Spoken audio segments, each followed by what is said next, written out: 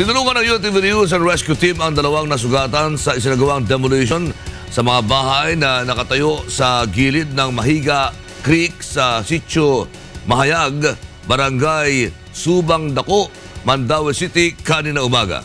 Ito ang balita ni Naomi Sorianoso. Nasugatan sa ulo ang dalawang babae matapos tamaan ng mga bato ng magkagulo dahil sa isinagawang demolition sa mga tahanan sa gilid ng Mahiga Creek.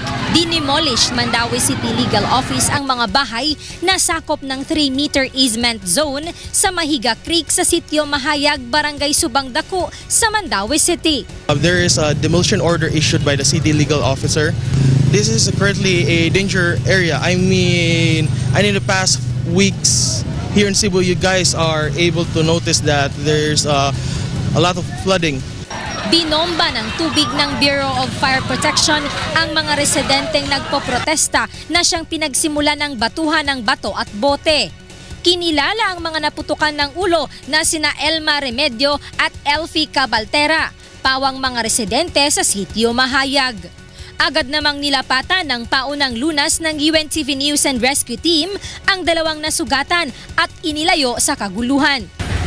Sa kabila ng nangyaring kaguluhan kanina, natuloy pa rin ang pag-iba sa mahigit sa 100 mga bahay dito sa Mahiga Creek. Ang ilang mga residente, kusa na lang na giniba ang kanilang mga tahanan. Kinundi na naman ng pulisya ang mga residente ng paggamit sa mga bata bilang pananggalang at upang hindi makapasok sa lugar ang demolition team. Naomi Sorianoso, UNTV News Worldwide.